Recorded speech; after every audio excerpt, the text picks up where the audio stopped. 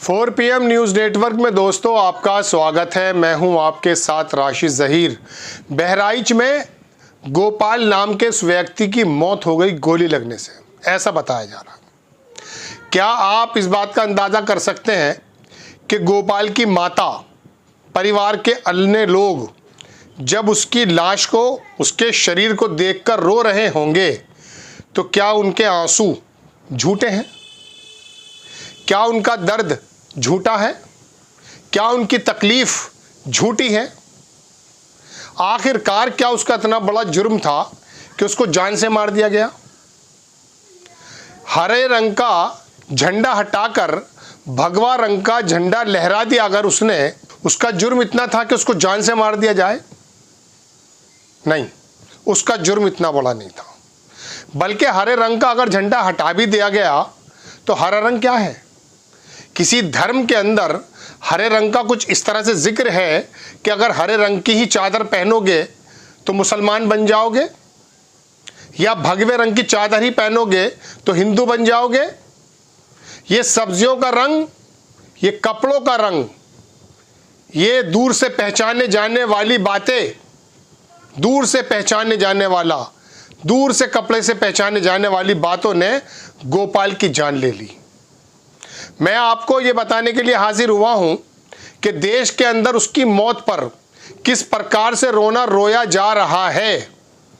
कितनी बार इस तरह की यात्राएं निकली, मंदिर हो, मस्जिद हो, मदरसे हो, दरगाहें हो, छोटे मोटे हुडलम्स बदमाश किस्म के व्यक्ति कभी किसी की दीवार पर चढ़ जाते हैं, कभी किसी की गुंबद गिरा देते हैं, लेकिन उसके बावजूद भी इतना बड़ा जुर्म नहीं है कि आप किसी की जान ले लें।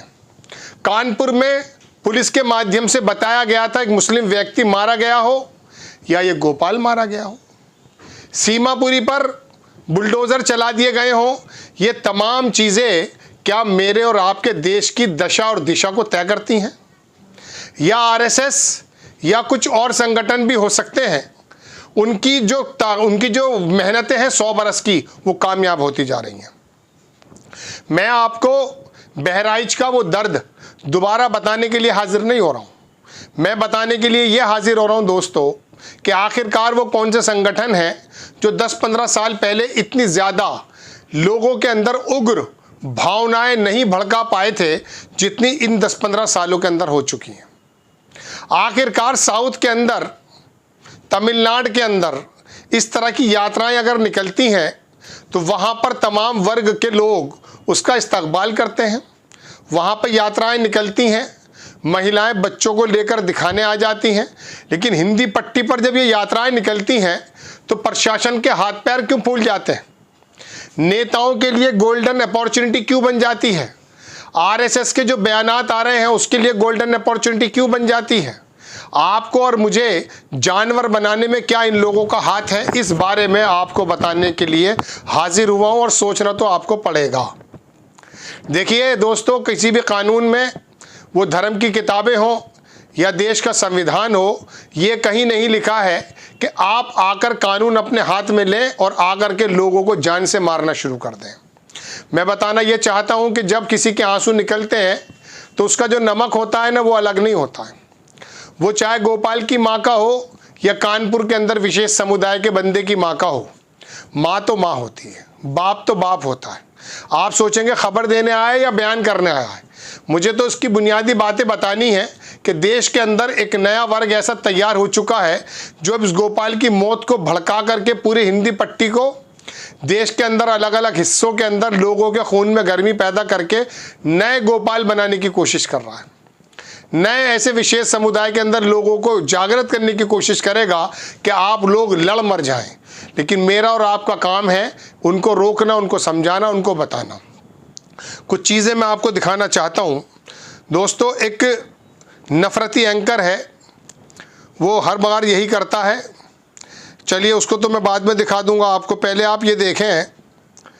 एक साहब है अंकित कुमार अवस्थी, ये टीचर है, आईएएस और पीसीएस पढ़ाता है, लेकिन अंदर से जहरीला व्यक्ति है। बड़ा जानकार व्यक्ति है, बड़ा काबिल आदमी है, मैं उसको सुना करता था, लेकिन पता ये चला कि बीजेपी का एजेंडा चलाता है।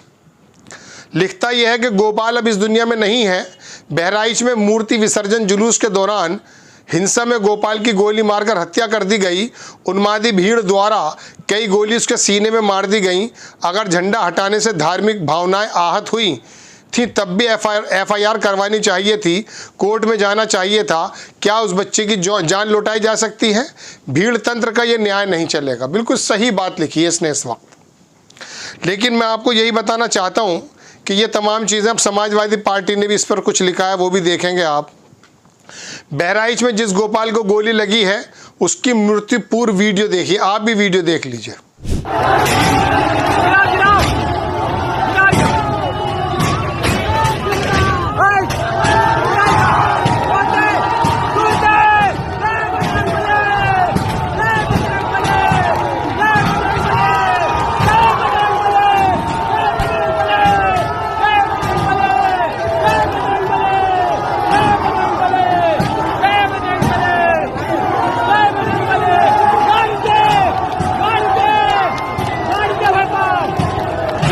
देख लिया आपने वीडियो। नीचे लिखते हैं ये कि गोपाल एक मुस्लिम घर में जबरन घुसा, वहां से हरा झंडा उतार फेंका, जबरन भगवा झंडा लहराया। अब इस मासूम गोपाल के मन में ये करने का जहर किसने भरा? असल बात यही है, ये मासूम गोपाल के मन में ये करने का जहर किसने भरा, कौन इस साजिश में शामिल है, ये समझना कठिन नहीं है। इस सब में भाजपा और भाजपा के सत्ता लोभी नेता शामिल हैं जो अगले चुनाव तक यूपी के माहौल को दंगा फसाद में झोंककर चुनाव जीतना चाहते हैं। ऐसा होता भी है, सही बात है।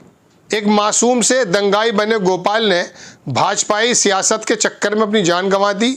बहराइच का मामला पूरी तरह से intelligence failure, police failure, Bhajpa साजिश की भाजपा सत्ता लोभी कुकर्ते का परिणाम है जिसमें आम मासूम नौजवान शिकार बन रहा है।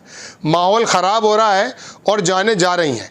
इस मामले में हिंदू मुस्लिम चश्मे से देखने की बजाय भाजपा सत्ता लोभी साजिश के एंगल से देखेंगे तभी सत्य दिखेगा।